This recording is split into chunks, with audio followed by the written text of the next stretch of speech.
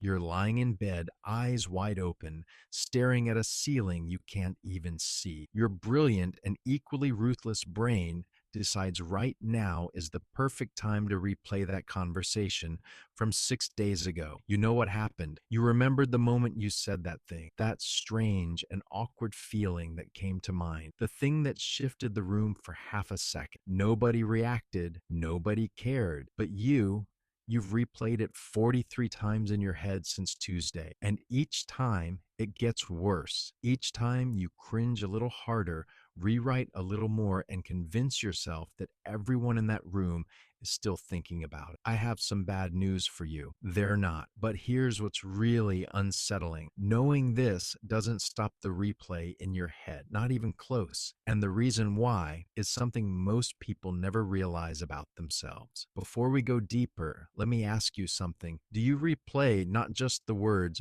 but the tone too? The pauses? That micro expression on their face that lasted half a second? Do you lie awake imagining what they thought about you after you left the room, constructing judgments in your mind that they probably never made? And do you mentally rewrite your own lines, rehearsing what you should have said as if you could somehow go back and perform a better version of yourself? If you said yes to even one of those, this isn't just overthinking. I call it the rewind trap. And once you understand how it works, you'll never experience it the same way again. See, most people think the replay is about the other person, about what they said, what they thought, whether or not they judged you. Underneath that, the replay has almost nothing to do with them. It has everything to do with you. More specifically, the difference between the you that showed up in that moment and the you that you believe you're supposed to be. You're not analyzing the conversation. You're reconstructing yourself in your head. You're trying to edit a moment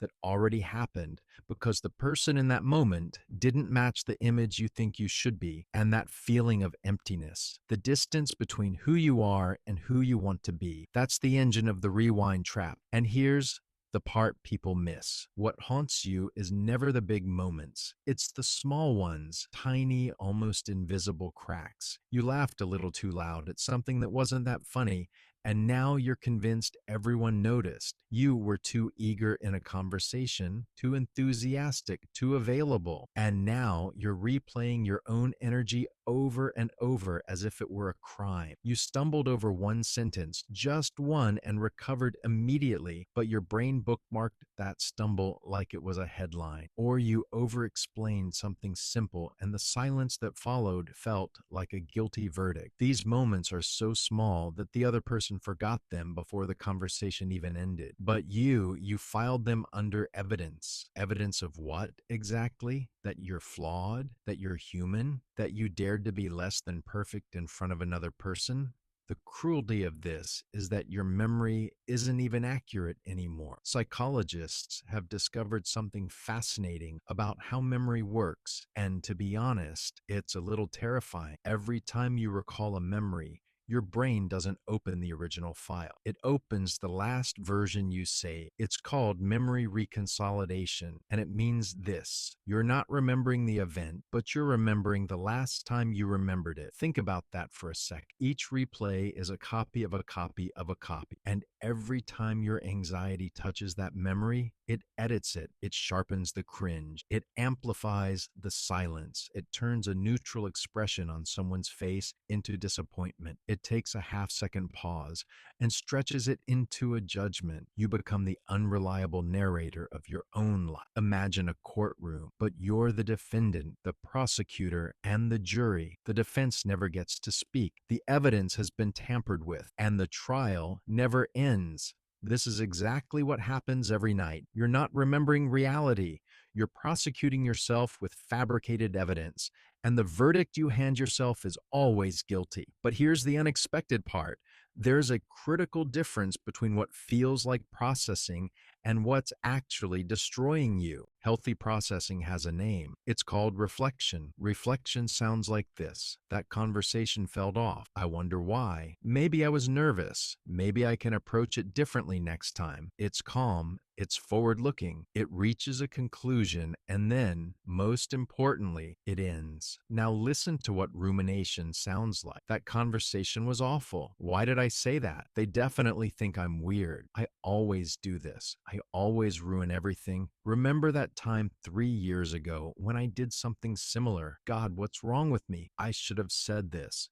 No, wait, I should have said that. Actually, I shouldn't have gone at all. Why am I like this? Did you notice what happened? It didn't arrive anywhere. It just spiraled. Each thought fed the next one, and each one felt like progress, like you were getting closer to understanding, but you weren't. You were just sinking deeper. Reflection is a straight line. Rumination is a whirlpool, and the rewind trap is the moment you mistake the whirlpool for a straight line. So why do we do this? Why does your brain voluntarily walk into a courtroom where it knows it's going to lose? Here's the truth most people aren't ready to hear. It's not a glitch. It's a protection mechanism that backfired. Your brain is replaying that conversation because it's trying to protect you. It's scanning for threats.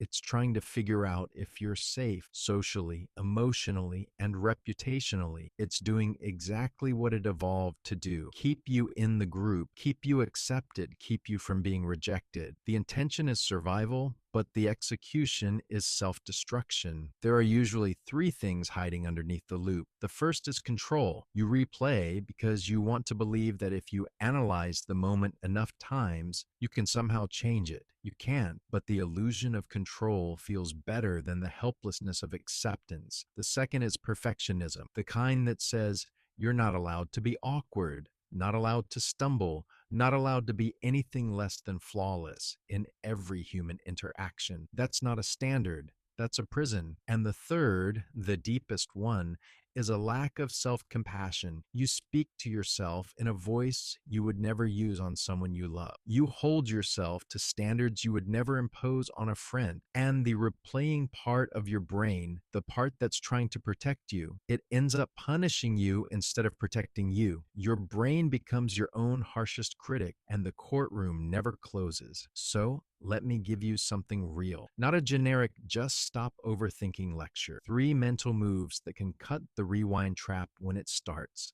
The first thing you need to do is name the loop. The moment you catch yourself replaying, say it out loud or in your head. This is the loop. I'm in it right now. That single act of recognition pulls you out of the passenger seat and puts you behind the wheel. You can't stop a pattern you haven't identified. Name it. Every single time. The second thing you need to do is extract one lesson, then close the file. Ask yourself one question. Is there one concrete thing I'd do differently next time? If yes, take it. Write it down if you need to. Then close the file. Don't minimize it. Close it. The lesson is the only useful thing in that memory. Everything else is noise dressed up as insight. The third thing you need to do is trade the replay for a present tense action. Your brain is looping because it wants to do something, so give it something to do, but in the present, not the past. Send a message to someone you care about. Start a task you've been putting off. Move your body. The loop feeds on stillness and silence. Action starves it. And above all, remind yourself of this. That conversation was a moment, a single, ordinary, imperfect human moment. It's not a prophecy. It doesn't define you. It doesn't reveal some hidden truth about who you really are. It was a few minutes in a life made of millions of minutes. And the only reason it feels so loud right now is because you've been the one turning up the volume. You are not the worst version of yourself that shows up in a replayed memory. You are not the awkward pause. You are not the sentence you stumbled over. You are not the eagerness you showed or the joke that didn't land. You are someone who cares deeply, maybe far too deeply, about how they move through the world. And that is not a flaw. That's the most human thing about you. The courtroom can close now. You were never guilty. You were just paying attention. If what was said in this video touched something in your mind, subscribe, and if you want to go deeper, leave your comment below the video. And maybe tonight, you'll step away from those repeating thoughts in your head